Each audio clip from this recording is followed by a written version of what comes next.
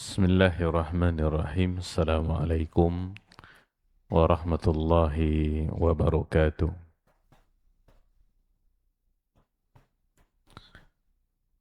Innal hamdalillah nahmaduhu wa nasta'inuhu wa nastaghfiruh wa na'udzu billahi min shururi anfusina wa min sayyiati a'malina. Man yahdihillahu fala mudilla lahu wa man yudlil fala hadiya lahu. Asyhadu an la ilaha illallah wahdahu la syarika lah wa asyhadu anna Muhammadan abduhu wa rasuluh. Rabbi israh li sadri wa yassir li amri wahlul 'uqdatan min lisani yafqahu qawli. Allahumma zidna ilman warzuqna fahman. Allahumma allimna bima yanfa'una وانفعنا بما علمتنا إنك على كل شيء قدير. اللهم يا حي يا قيوم برحمتك نستغيث فأصلح لنا شأننا كله ولا تكلنا إلى أنفسنا طرفة عين. Kaum muslimin dan muslimat, para hadirin wal hadirat yang semoga senantiasa dirahmati dan diberkahi oleh Allah Subhanahu wa taala. Bersyukur kita kepada Allah Azza wa Jal atas segala limpahan nikmat karunia anugerah yang telah Allah berikan kepada kita, sehingga di malam hari ini Allah Subhanahu wa taala kembali mempertemukan kita dalam sebuah majelis ilmu.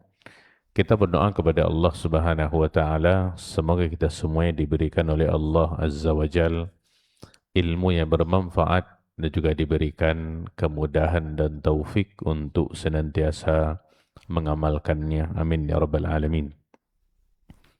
Salawat dan salam semoga senantiasa tercurah kepada baginda Rasulullah sallallahu alaihi wasallam. Allahumma salli ala Muhammad wa ala ali Muhammad.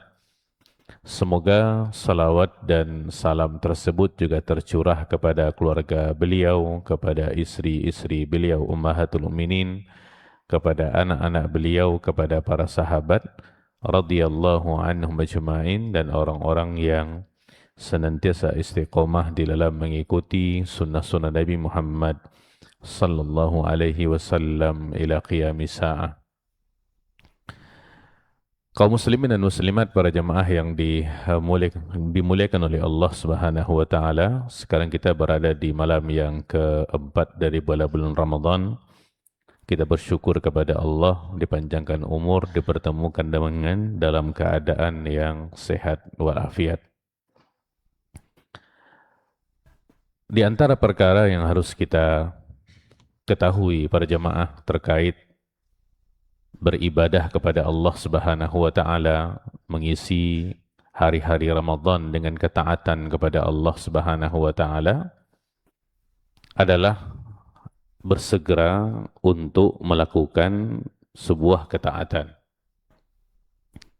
Di dalam kaidahnya, ketika kita mendapatkan perintah di dalam Al-Quran, juga perintah di dalam hadis Nabi sallallahu alaihi wasallam, maka perintah ini memiliki konsekuensinya, memiliki tuntutannya. Dia ada dua tuntutannya. Yang pertama adalah wajibnya perkara yang diperintahkan, kemudian harus dikerjakan dengan segera. Ya, harus dikerjakan dengan segera. Contohnya dalam firman Allah Subhanahu wa taala di banyak ayat, Allah mengatakan wa aqimus shalah wa atuz zakah. Dirikanlah salat dan tunaikanlah zakat. Di sini Allah Subhanahu wa taala memerintahkan kita untuk mendirikan salat dan menunaikan zakat. Karena di sini Allah Subhanahu wa taala menggunakan fiil amar, fiil untuk perintah. Nah, perintah mendirikan salat ini konsekuensinya ada dua. Yang pertama adalah wajibnya ibadah salat tersebut Berarti kalau kita tinggalkan berdosa, karena salat merupakan satu di antara rukun Islam. Kemudian yang kedua, seseorang harus segera untuk melaksanakan ibadah salat. Ketika masuk waktunya, berkumandang azan, maka yang harus kita lakukan adalah bersegera untuk melakukannya. Makanya di dalam kitab-kitab usul para ulama, mereka mengatakan di antara konsekuensi perintah adalah al-mubadarah bi fi'lihi fawra. Segera untuk melaksanakan ketaatan tersebut. Bergegas melakukannya. Tidak boleh ditunda-tunda, tidak boleh disia-siakan begitu saja. Makanya kalau kita perhatikan di dalam konsepnya ibadah, ketika Nabi SAW ditanya oleh para sahabat tentang ayyul a'mali afdal, apakah amalan yang paling afdal? Maka Nabi SAW mengatakan as-salatu ala waktiha, salat tepat waktu. Nah, seseorang dikatakan melaksanakan salat tepat waktu ketika dia segera melaksanakan ibadah salat tanpa dia menunda-nundanya. Kalau kita katakan azan maghrib masuk di jam 6.32 menit contohnya, maka ketika azan berkumandang, setelah azan kita sholat sunat, kalau ada sholat sunat qabliyahnya, maka setelahnya kita harus segera untuk sholat. Begitu tuntutannya. Dan ini adalah amalan yang paling afdal ketika ditunaikan pada waktunya. Apakah boleh kita menundanya? Boleh selama ada uzur syar'i di situ. Artinya ketika seseorang sholat di jam 7 malam, maghrib, sahkah sholatnya? Sah. Ketika dia sholat di jam 7:04, apakah sah sholatnya? Sah. Tetapi kalau ditanya tentang yang paling afdol adalah ketika dia bersegera melaksanakan ibadah sholat itu. Dia tidak boleh menunda-nundanya. Nah, kalau kita kaitkan di Ramadan berjemaah, sangat banyak ibadah-ibadah yang dianjurkan kepada kita. Dengan keberkahan Ramadan, ditambah dengan ibadah-ibadah tersebut dilipat gandakan pahalanya oleh Allah Subhanahu wa taala. Maka seharusnya kita berjemaah, agar kita dikatakan orang yang menghargai waktu, menghargai kesempatan yang Allah berikan kepada kita, maka kita harus bersegera untuk menunaikan sebuah kewajiban. Kita tidak boleh menunda-nundanya, bergegas untuk melakukannya. Dan ini merupakan perintah daripada Allah Subhanahu wa taala. Allah sebutkan di dalam Al-Qur'an, di dalam surah Ali Imran ayat 133, Allah Subhanahu wa taala mengatakan, "Wasari'u ila maghfiratin min rabbikum wa jannatin arduha as-samawati wal ard u'iddat lil muttaqin."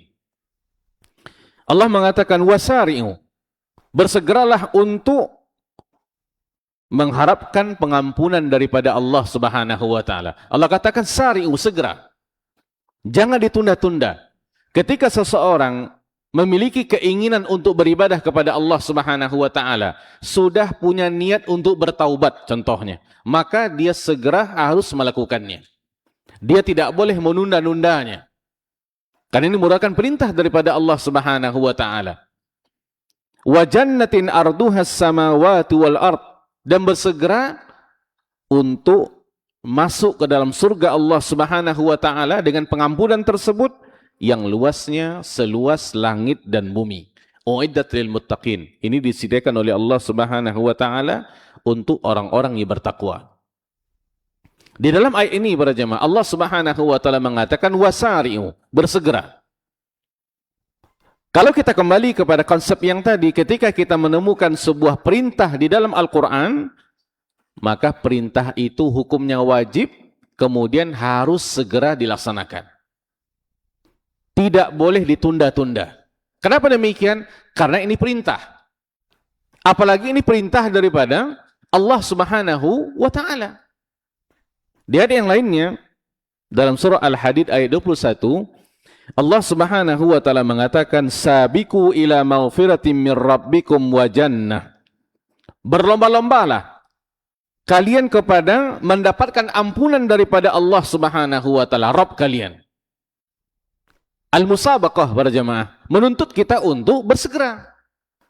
Karena dikatakan ketika seseorang berlomba dalam sebuah perlombaan, pemenangnya adalah orang yang paling cepat menyentuh garis finish. Artinya kalau dia menunda-nunda, maka dia bukan seorang pemenang. Walaupun dia ikut lomba. Nah, ketika Allah Subhanahu wa taala mengatakan sabiqu ila maghfiratin min rabbikum, berlomba-lombalah. Jadi dalam konsep ibadah para jemaah, kita dituntut untuk saling bersaing, saling berlomba untuk mendapatkan pengampunan daripada Allah Subhanahu wa taala. Oleh karena dalam dua ayat para jemaah dalam surah Al-Baqarah, Allah sebut juga dalam surah Al-Maidah, Allah mengatakan fastabiqul khairat. Berlomba-lombalah untuk melakukan kebaikan, perlombaan. Jadi ibadah-ibadah yang Allah wajibkan kepada kita para jemaah adalah gelanggang untuk kita berlomba. Ini perlombaannya orang-orang beriman yang mengejar akhirat. Kalau orang-orang yang mengejar dunia berlomba di dunia para jemaah, sesuai dengan bidangnya, kita bisa lihat bagaimana dia menyiapkan dirinya, bersungguh-sungguh, bersegera, bergegas, melakukan persiapan. Kenapa dia melakukan itu para jemaah? Karena dia ingin menjadi seorang pemenang. Itu hanya perkara dunia para jemaah. Apalagi ini perkara akhirat. Makanya disebutkan oleh para ulama, ketika kita melihat seseorang lebih daripada kita, daripada segi dunia, kekayaankah, kedudukankah, jabatankah, status sosialkah, kita tidak perlu bersedih dengannya. Karena perlombaan kita bukan di sana. Gelanggang orang-orang beriman bukan tentang masalah dunia, bukan tentang masalah mengejar dunia, tapi mengejar akhirat. Tidak ada masalah kita kalah di harta, tidak ada masalah kita kalah di jabatan, tidak ada masalah kita kalah di status sosial, asalkan di dalam masalah agama kita tidak pernah kalah. Dan kita harus tahu para jemaah, gelanggang kita adalah di ibadah kepada Allah Subhanahu wa taala. Dan ini merupakan perintah daripada Allah Subhanahu wa taala, bergegas, bersegera untuk melakukan sebuah ketaatan. Para jemaah yang dimuliakan oleh Allah Subhanahu wa taala, bersegera melakukan kebaikan ini juga merupakan tanda-tanda penghuni surga. Yang mana salah satu di antara karakteristik mereka adalah bersegera untuk melakukan kebaikan. Sehingga ketika mereka bersegera melakukan kebaikan, maka mereka akan mendapatkan surganya Allah Subhanahu wa taala. Itulah al-fawzul azim, kemenangan yang sebenarnya para jemaah. Jadi pemenang yang sebenarnya adalah ketika seseorang menang dalam sudut akhiratnya. Walaupun mungkin daripada sudut dunia dia kalah. Walaupun mungkin di sudut pandang orang-orang di dunia, dia tidak ada apa-apanya. Tapi di sisi Allah Subhanahu wa taala, di penghuni langit 7 lapisnya, dia merupakan orang yang sangat terkenal dengan ibadahnya kepada Allah Subhanahu wa taala. Itu kita inginkan berjamaah. Mungkin selama ini orang banyak mengejar ketenaran di dunia. Apapun mereka lakukan. Asalkan ada cuannya, mereka lakukan. Malu, mereka tidak hiraukan itu. Harga diri, tidak ada lagi. Asalkan apa? Ada cuannya. Dan kita tidak perlu berlomba dengan mereka di situ para jemaah. Karena dunia ada perlombaan orang-orang kafir.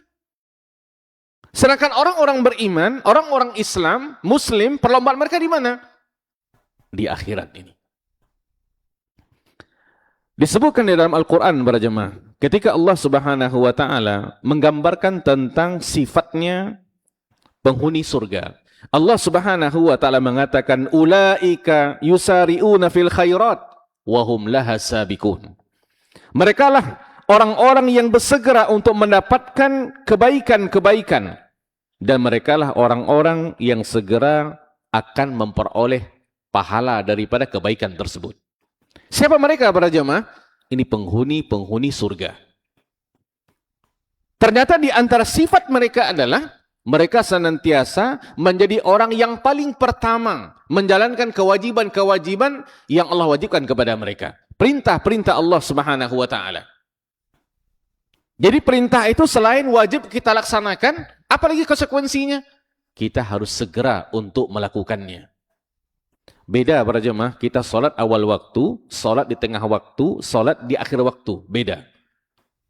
Namanya tetap sama sholat, tapi kualitasnya yang berbeda. Sama dengan saf-saf yang ada ini para jemaah. Nabi sudah mengatakan sebaik-baik safnya laki-laki adalah yang paling depan. Seburuk-buruknya adalah yang paling belakang. Artinya apa para jemaah? Ada tingkatan-tingkatannya. Seseorang yang mendapatkan saf yang pertama, jelas beda kualitas pahalanya berbanding orang yang saf kedua, ketiga, keempat, dan seterusnya. Kenapa? Karena dia bersegera. Karena zaman Nabi SAW para jemaah, ketika Nabi masuk masjid, beliau melihat ada sekumpulan para sahabat duduk-duduk di belakang. Disebutkan iqamah sudah dikumandangkan. Nabi sudah datang. Kesunnahnya adalah iqamah itu dikumandangkan ketika imam tetap sudah datang. Ya. Nah, ketika Nabi sudah datang, Bilal mengumandangkan iqamah, ternyata para sahabat ini sebahagian masih duduk-duduk di belakang. Maka Nabi SAW memerintahkan mereka untuk segera memenuhi saf-saf yang terdepan. Kemudian Nabi SAW mengatakan, Allah Subhanahu wa taala senantiasa akan mengakhirkan kalian ketika kalian mengakhirkan untuk melaksanakan sebuah kewajiban. Lihat para jemaah. Ketika itu para sahabat ini punya kesempatan untuk ke depan. Dan Nabi SAW mengatakan kepada mereka, ketika seseorang menunda-nunda ibadah salat sedangkan dia mampu untuk melakukan di awalnya, maka Allah Subhanahu wa taala akan mengakhirkan urusan-urusannya. Itu terbukti para jemaah. Kenapa Nabi mengatakan itu kepada sebagian para sahabat?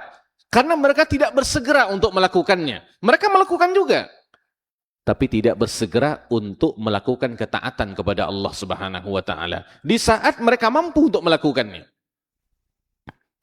Maka kan keutamaan para jemaah ketika orang-orang yang datang ke masjid lebih awal. Dia masuk masjid, dia sholat tahiyatul masjid, menunggu azan, setelah azan berkumandang, kalau ada qabliyah dia qabliyah, kemudian dia berdoa. Doa di antara azan dan iqamah itu makbul, diterima, diijabahkan, apalagi di bulan Ramadan. Di dalam hadis dikatakan seseorang yang menunggu waktu salat, dia senantiasa berada di dalam ibadah salat. Lihat para jemaah. Selama dia tidak melakukan perbuatan-perbuatan dosa. Jadi seseorang yang menunggu salat nih, belum salat lagi, dia baru menunggu, sudah bersiap untuk melakukannya, belum azan berkumandang, belum iqamah ditegakkan. Selama dia menunggu salat, maka dia tetap berada di ibadah yang namanya salat. Ini siapa yang mendapatkannya para jemaah? Orang-orang yang bersegera untuk melakukan ketaatan kepada Allah Subhanahu wa taala. Dia tidak menunda-nundanya. Dan ini merupakan salah satu di antara ciri-ciri penghuni surga para jemaah.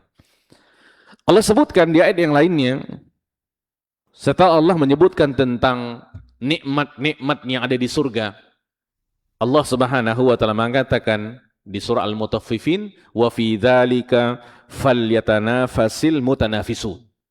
Allah sebutkan tentang nikmat-nikmat yang akan didapatkan oleh penghuni surga. Nikmat yang tidak pernah dilihat oleh mata. Nikmat yang tidak pernah didengar oleh telinga. Saking nikmatnya gitu. Kemudian di akhir ayat itu Allah Subhanahu wa taala mengatakan, wa fi dzalika falyatanafasil mutanafisun. Maka untuk itulah, untuk mendapatkan nikmat surga tersebut, hendaklah mereka berlomba-lomba untuk mendapatkannya. Lihat para jemaah. Allah Subhanahu wa taala menamakan dengan al-munafasah. Munafasah itu sama dengan al-musabaqah, perlombaan. Makanya para jemaah, terkait Ramadan ini, Ketika Allah Subhanahu wa taala berikan kesempatan kepada seseorang untuk bertemu dengan musim daripada musim-musim ketaatan Ramadan ini sebenarnya para jemaah adalah gelanggang untuk kita berlomba. Disebutkan oleh salah seorang tabi'in, Al-Hasan Al-Basri rahimahullah, beliau mengatakan, "Innallaha ja'ala syahru Ramadan mitmaran li khalqih, yastabiquna fihi li ta'atih." Sesungguhnya Allah Subhanahu wa taala menjadikan bulan Ramadan mitmaran, gelanggang, arena. Untuk siapa? Li khalqihi, untuk hamba-hambanya. Apa yang mereka lakukan di gelanggang tersebut? Yastabiquna fihi li ta'ati, agar mereka berlomba-lomba untuk mentaati Allah Subhanahu wa taala. Ini persaingan sehat para jemaah. Ini perlombaan yang sehat. Inilah gelanggang perlombaan arenanya orang-orang beriman. Apa dia? Di musim-musim ketaatan. Maka kita merasakan para jemaah, kalau bulan Ramadan, semangat kita untuk beribadah luar biasa. Yang sebelumnya tidak pernah baca Quran di Ramadan. Yang sebelum tidak pernah khatam Quran di Ramadan. Yang sebelum tidak pernah salat duha di Ramadan. Luar biasa, kenapa? Ini gelanggangnya. Maka kita tidak boleh heran melihat orang-orang semangat beribadah di bulan Ramadan. Kenapa para jemaah? Karena ini gelanggangnya para jemaah. Ini arenanya. Untuk taat kepada Allah Subhanahu wa taala. Kan ketika Nabi menerangkan tentang keutamaan Ramadan para jemaah, Nabi mengatakan idza kana awwalu lailah min Ramadan, ketika malam pertama di bulan Ramadan, wa nada munadin, akan menyuruh seorang penyuruh. Kita akan mendengar ini para jemaah, karena ini perkara gaib, tapi kita wajib beriman dengannya. Apa yang dikatakan oleh penyuruh ini? Ya baghiyal khair aqbil. Wahai orang yang ingin melakukan kebaikan, marilah. Inilah gelanggangnya, inilah arenanya untuk taat kepada Allah Subhanahu wa taala. Masuk akal enggak para jemaah ketika seseorang berlomba tapi dia santai, slow, enggak bergegas, suka menunda-nunda, nantilah saya startnya, nantilah. Mustahil para jemaah. Kalau dia melakukan hal itu, maka dia akan hilang kesempatan untuk mendapatkan pahala yang besar. Dia dapat juga, tapi tidak sebesar orang yang melakukan perlombaan sejak awal. Maka benar para jemaah, kita harus gaspol ibadah di awal Ramadan sampai akhir. Dan kita dituntut berada di level yang tinggi terus. Naik terus grafiknya para jemaah. Tidak boleh turun. Karena kalau kita turun, kita akan kalah. Karena Ramadan semakin ke ujung menawarkan banyak pahala kepada kita. Bonus-bonus yang Allah berikan kepada kita. Nah ini perlu menjaga ritme para jemaah. Pertandingan itu kan perlu menjaga ritme. Stamina juga harus dijaga. Kenapa? Ramadan bukan sehari, 2 hari. 30 hari. Dan ingat para jemaah, Allah sudah menyifatkan Ramadan di surah Al-Baqarah ketika Allah mewajibkan puasa Ramadan, Allah mengatakan ayyamam ma'dudat. Ramadan itu hari-hari yang terbilang. Sesuatu yang terbilang, terbatas, dan dia cepat berlalu. Tidak terasa para jemaah. Baru hari Kamis kita mulai berpuasa, sekarang kita sudah berada di malam yang keempat. Terasa berjalan begitu cepat. Kenapa demikian? Itulah perlombaan. Orang yang berada dalam sebuah gelanggang perlombaan, dia akan merasakan cepat waktu berlalu. Walaupun orang yang menontonnya lama melihatnya. Kenapa demikian para jemaah? Karena mereka punya ruh untuk berlomba, bersaing. Makanya para jemaah yang dimuliakan Allah Subhanahu wa taala, nasihat untuk saya pribadi dan kita semua terkait Ramadan ini, kalau kita punya niat untuk melakukan ketaatan, segera lakukan. Jangan ditunda-tunda. Kalau kita ingin bersedekah, langsung bersedekah. Jangan katakan, saya nantilah bersedekah, siang nantilah, atau 10 menit lagi lah. Jangan para jemaah. Kenapa demikian? Kalau kita sudah punya niat baik, segera lakukan. Nah, karena kita tidak tahu para jemaah apa yang terjadi setelah itu. Bisa jadi keinginan itu hilang. Bisa jadi kita terjebak dengan kebutuhan-kebutuhan ekonomi kita, sehingga kita tidak jadi bersedekah. Sehingga luput kebaikan sangat banyak untuk kita. Kita kembali perkataan Hasan al-Basri ini para jemaah. Beliau mengatakan, "Fasabaqa qaumun fafazu wa takhallafa qaumun fakhabu." Ada segolongan orang yang berlomba dan mereka adalah orang-orang yang memenangkan perlombaan. Kenapa demikian? Karena mereka bersegera untuk memasuki gelanggang itu, bersemangat, bersungguh-sungguh, bergegas, sehingga mereka orang yang menang. Wa takhallafa qaumun, ada sebagian yang tidak melakukan hal itu. Mereka santai, mereka slow saja, mereka tidak pasang gas yang kuat untuk langsung fakhabu, sehingga mereka menjadi orang-orang yang gagal. Ketika kita punya para jamaah keinginan untuk beribadah apa saja, segera wujudkan. Kalau kita punya keinginan untuk baca Quran contohnya, jangan katakan, saya nanti baca jam 9 pagi lah setelah sholat duha. Jangan, langsung baca ketika itu para jemaah. Karena bisa jadi nanti, kalau kita menunda-nunda dia, bisa jadi nanti kita tidak akan membaca Al-Quran. Justru kita malah sibuk dengan media sosial di sini para jemaah. Berjam-jam kita tidak sadar. Awalnya kita mau baca Quran tadi, pakai aplikasi yang ada di HP. Tapi masuk notis mungkin dari WA, entah dari mana. Balas dululah. Nanti ada lagi, ada lagi, ada lagi. Berjam-jam kita tidak sadar para jemaah. Hilang kesempatan kita untuk membaca Al-Quran di bulan yang suci Ramadan. Satu huruf, satu kebaikan. Satu kebaikan dilipat gandakan menjadi 10 kebaikan para jemaah. Ditambah dengan salah satu di antara spesialisnya Ramadan adalah membaca Al-Quran. Segera lakukan para jemaah. Jangan ditunda-tunda. Kalau katakan, saya ingin melaksanakan ibadah apa saja, langsung jalan laksanakan. Ini karena hati kita ini para jemaah, itu suka berbolak-balik. Namanya hati. Kadang oke, kadang enggak. Kadang taat, kadang enggak. Makanya para jemaah, apa hujah kita kepada Allah Subhanahu wa taala nantinya? Ketika di Ramadan ini kita tidak menjadi orang yang taat. Hanya karena kita suka menunda-nunda sebuah kebaikan. Hanya kita tidak bergegas untuk melakukan sebuah kebaikan. Dan ini para jamaah dicontohkan oleh Nabi SAW. Disebutkan para jamaah dalam sebuah hadis daripada Nabi SAW.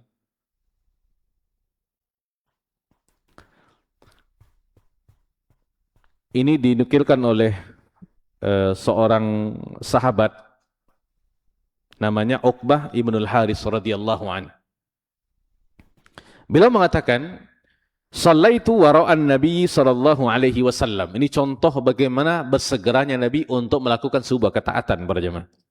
Aku pernah salat di belakang Nabi sallallahu alaihi wasallam bil Madinah al-'asr.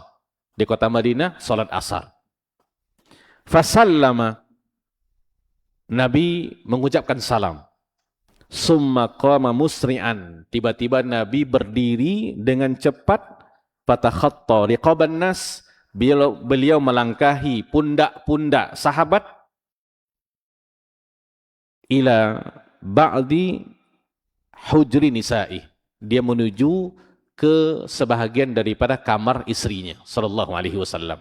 Jadi setelah beliau salat mengimami para sahabat, tiba-tiba beliau berdiri, kemudian beliau melangkahi pundak-pundak para sahabat menuju ke salah satu kamar daripada kamar istrinya beliau sallallahu alaihi wasallam. Karena yang dalam sejarah para jamaah, pintu masjid itu pintunya istri Nabi sallallahu alaihi wasallam. Fafazi'an nas min sur'atihi, sehingga orang terkejut. Terkejut dengan perbuatan Nabi sallallahu alaihi wasallam.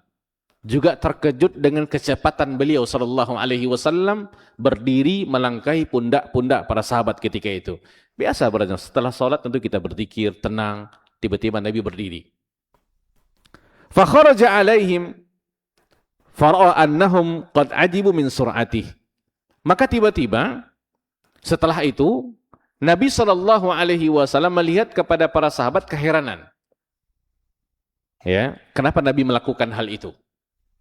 Maka Nabi sallallahu alaihi wasallam langsung mengklarifikasinya para jemaah. Ini contoh yang luar biasa para jemaah. Jadi kita kalau ada sesuatu yang membuat orang ragu dengan kita, kewajiban kita adalah mengklarifikasinya.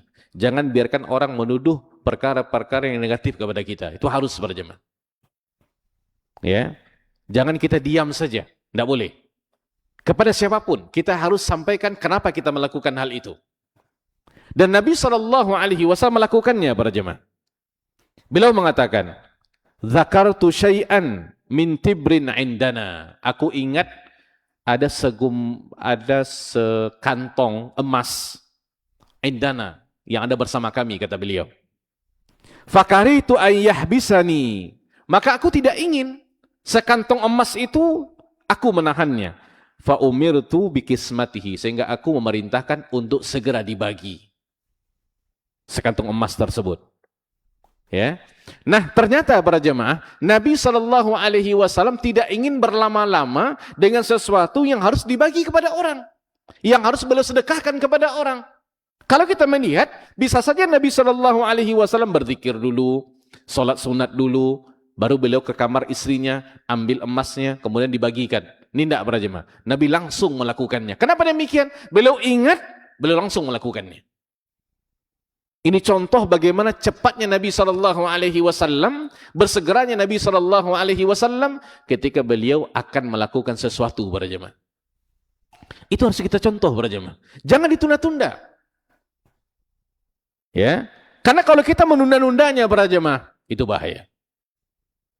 Dikatakan oleh salah seorang ulama para jemaah, beliau mengatakan, iyyakum wataswif. Jauhlah oleh kalian at-taswif. Taswif itu suka menunda-nunda.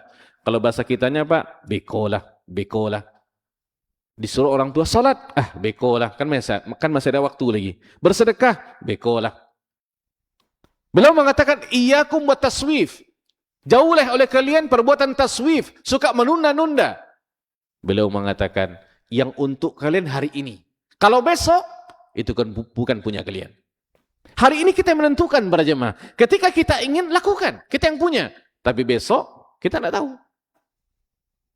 Bisa jadi mungkin kita sibuk. Bisa jadi mungkin kita punya aktivitas yang lain. Na'udzubillah mungkin kita sakit. Na'udzubillah mungkin ajal kita sudah sampai. Maka bersegera para jemaah. Tidak boleh menunda-nunda. Lagi di bulan suci seperti ini. Apapun keinginan untuk kita melakukan kebaikan, segera lakukan. Tidak perlu kita ceritakan kepada orang, tidak perlu kita buat status dulu baru kita lakukan, tidak perlu para jemaah. Maka disebutkan oleh Nabi SAW di hadis yang lain para jemaah. Pernah ditanyakan oleh salah seorang sahabat, sedekah apakah yang paling baik? Maka Nabi mengatakan, seseorang bersedekah, dia dalam keadaan masih muda. Dia punya kekayaan, dia punya angan-angan panjang dengan hartanya. Maka Nabi mengatakan wala tumhil, dia tidak boleh menundanya. Jadi kalau dibandingkan para jemaah, seseorang yang masih muda punya harta bersedekah dengan orang yang sudah tua bersedekah, mana yang lebih afdal? Ini yang muda para jemaah. Karena orang muda dia punya angan-angan yang panjang dengan hartanya. Dia mau ini, dia mau itu, dia mau traveling, dia mau ini panjang. Beda sama orang yang sudah berusia. Maka tidak boleh menunda-nunda para jemaah. Nah, kalau dikalkulasikan seseorang yang masih muda, banyak harta, kemudian bersedekah di jalan Allah Subhanahu wa taala, maka sedekahnya itu lebih afdal dibanding orang yang sudah lanjut usia para jemaah. Karena kalau orang sudah berusia, dia tidak punya angan panjang dengan hartanya. Dia akan tahu nih harta bagaimanapun keadaannya akan jatuh kepada ahli warisnya. Mau atau tidak mau dia. Makanya seseorang yang masih muda para jemaah, ketika diberikan nikmat untuk beribadah, langsung lakukan. Dalam masalah haji juga seperti itu. Nabi SAW mengatakan, kalau salah seorang di antara kalian ingin berangkat haji, maka segera. Tidak boleh ditunda. Dan ini para jemaah untuk semua kaedah-kaedah yang ada dalam ibadah dalam agama ini. Seseorang ingin sholat contohnya, bersegera. Dia tidak boleh menunda-nunda. Nantilah saya sholat. Kan masih ada waktu nih. Kan juga masih belum azan nih. Belum azan sholat yang berikutnya. Dan para sahabat Nabi SAW para jemaah, disinilah perlombaan mereka. Mereka tidak pernah ingin tahu dengan siapa yang paling kaya. Tidak pernah para jemaah. Mereka tidak pernah ingin tahu siapa yang paling tinggi jabatannya. Tidak pernah. Itu bukan materi tongkrongan mereka, bukan. Tetapi yang menjadi perhatian mereka adalah siapa yang paling banyak ibadahnya. Itu menjadi tongkrong mereka para jemaah. Sehingga mereka berlomba-lomba untuk meraih ridhonya Allah Subhanahu wa taala. Kalau di hari-hari biasa mereka melakukan hal itu para jemaah, lagi di musim-musim ketaatan seperti Ramadan ini, maka mereka adalah orang-orang yang sangat-sangat bergegas untuk melakukan ketaatan kepada Allah Subhanahu wa taala. Tidak ada sedetik pun waktu yang berlalu sia-sia bagi mereka para jemaah. Kenapa demikian? Karena setiap detik di Ramadan adalah sesuatu yang sangat berharga. Yang mana ini tidak akan kembali kalau sudah terlewatkan para jemaah. Kesempatan emas itu kalau sudah terlewatkan oleh kita, terluputkan oleh kita, kita tidak tahu lagi berarti kita bisa ambil lagi apa tidak. Nah kalau seperti itu keadaannya, selagi kita mampu untuk melakukannya, kita bisa melakukannya, kenapa kita mesti menunda-nundanya para jemaah? Ya, ini menjadi sebuah renungan kepada kita para jemaah. Baik, para jemaah yang dimuliakan oleh Allah Subhanahu wa taala. Yang terakhir para jemaah, disebutkan ini ketika peperangan Tabuk, ya. Peperangan Tabuk ini kan agak unik karena dia jauh daripada kota Madinah jaraknya. Kemudian ketika itu musim panas, kemudian ketika itu musim paceklik di kota Madinah, sehingga orang-orang lebih suka untuk tinggal di rumahnya berbanding berpergian. Jadi Nabi SAW para jemaah memotivasi kepada para sahabat untuk berangkat perang Tabuk. Karena kalau ingin berangkat harus ada persiapan. Kalau tidak ada persiapan, bekal tidak bisa berangkat. Masih ada modal para jemaah. Dan Nabi memotivasi kepada para sahabat untuk bersedekah, berinfak, untuk memberikan donasi dalam peperangan Tabuk ini. Maka Umar para jemaah ketika itu berniat untuk berinfak. Dan dia sudah punya keinginan kali ini dia pasti bisa mengalahkan Abu Bakar dalam berinfak. Coba lihat para jemaah. Ketika Abu Bakar naik tahta menggantikan Nabi SAW menjadi khalifah, Umar tidak seperti itu para jemaah. Umar dengan legowonya menerima Abu Bakar menjadi khalifah, tidak ada masalah. Tapi kalau sudah tentang masalah akhirat, maka mereka adalah orang yang bersaing, berlomba. Jadi ketika itu Umar ingin mengalahkan Abu Bakar dalam berinfak. Karena selama ini para jemaah, beliau tidak pernah menandingi Abu Bakar. Abu Bakar tetap yang pertama. Apapun itu, salatnya, zakatnya, semuanya. Kan pernah Nabi tanya kepada para sahabat di suatu hari para jemaah, siapa yang sudah berinfak di hari ini? Saya, kata Abu Bakar. Siapa yang mengiring jenazah hari ini? Saya, kata Abu Bakar. Siapa yang salat duha hari ini? Saya, kata Abu Bakar. Semuanya Abu Bakar para jemaah. Tidak ada yang bisa mengalahkan beliau radhiyallahu an. Nah, Umar kali ini berazam untuk mengalahkan Abu Bakar. Sehingga para jemaah dia menginfakkan hartanya, setengahnya untuk peperangan Tabuk. Dia datang kepada Nabi SAW. Nabi mengatakan, ma abqaita li ahlika, apa yang kau tinggalkan untuk keluargamu? Maka beliau mengatakan, mithlahu ya Rasulullah, semisal dengan ya aku infakkan. Jadi separuh diambil. Kemudian wa'ata Abu Bakar bikulli ma'indahu min mal. Tiba-tiba setelah Umar menginfakkan sebagian hartanya, sebagian lain ditinggalkan untuk keluarganya, datang Abu Bakar membawa semua hartanya berjemaah. Faqala Rasulullah sallallahu alaihi wasallam, Nabi bertanya kepada Abu Bakar, "Ma abqaita li ahlika?" Apa yang kau tinggalkan untuk keluargamu?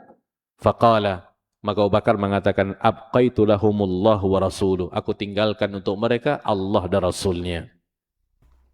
Lihat para jemaah. Faqala Umar hina dzak, Umar mengatakan ketika itu, "La usabikuka ila syai'in abada." Setelah ini selama-lamanya aku tidak akan pernah memenangi perlombaan denganmu. Ini kata Umar kepada Abu Bakar para jemaah. Umar bawa setengah hartanya dan dia merasa sudah paling banyak infaknya. Ini bukan riya para jemaah. Ini berlomba untuk melakukan sebuah ketaatan, paling banyak infaknya. Ternyata Abu Bakar membawa seluruh hartanya. Pertanyaannya berarti, bolehkah kita menginfakkan seluruh harta kita tanpa kita berikan kepada keluarga? Jawabannya boleh. Kalau seandainya iman kita seperti iman Abu Bakar. Kalau iman kita seperti iman Abu Bakar, boleh. Kita bawa semua harta kita, infak ke masjid. Ini semua nih. Untuk keluarga mana Pak? Allah dan Rasulnya. Nah itu. Kalau seperti Abu Bakar, silakan. Tapi kalau tidak seperti Abu Bakar, jangan. Konflik nanti di rumah. Betul loh jemaah. Karena Abu Bakar melakukannya betul-betul. Allah wa Rasuluh. Kenapa Nabi SAW tidak menyalahkan Abu Bakar, menolak infaknya Abu Bakar, justru Nabi menerimanya? Karena Nabi tahu level keimanan Abu Bakar pada jemaah. Nabi tahu beliau tidak akan minta-minta kepada orang. Beliau tahu istri beliau tidak akan komplain dengan itu. Karena Nabi SAW sangat tahu dengan sahabatnya, Abu Bakar Siddiq radhiyallahu an. Para sahabat para jemaah, mereka melakukan perlombaan, bersaing secara sehat untuk mengejar pahala ridhonya Allah Subhanahu wa taala. Makanya para jemaah, memang kita rasakan kalau kita beribadah di rumah, semangat kita tidak seperti di masjid. Itu tidak riak namanya para jemaah. Karena ketika ibadah, kita perlu kepada suasana. Kalau kita di masjid, kita lebih semangat, lihat teman, ini malam keempat sudah juz yang ke-6 contohnya, saya masih yang keempat. Oh ini kalah dua juz ini, berlomba lagi. Itu bagus para jemaah. Menghidupkan persaingan itu bagus. Bukan berarti kita lihat, oh ini mobilnya ini nih, masa saya ini? Jangan para jemaah. Kalau kita berlomba untuk dunia, kita salah gelanggang. Itu bukan kelasnya kita. Dan tidak ada yang perlu kita kejar di dunia para jemaah. Apa yang perlu kita kejar di dunia? Seseorang yang mengejar dunia, dia tidak akan pernah puas dengannya. Makanya dalam konsep bersyukur, kan Nabi suruh kita melihat kepada orang yang paling bawah dari sudut dunia berjamaah. Kan ya? Lihat kepada orang yang lebih bawah daripadamu. Kenapa? Agar engkau menghargai, mensyukurin Allah kepadamu. Jangan ada orang paling atas, yang paling bawah para jamaah. Beda konsepnya kalau masalah akhirat dunia, kalau masalah agama. Nabi perintahkan kepada kita melihat kepada orang di atas kita. Untuk memotivasi kita rajin bersemangat ibadah kepada Allah Subhanahu wa taala. Ini yang harus kita hidupkan para jemaah.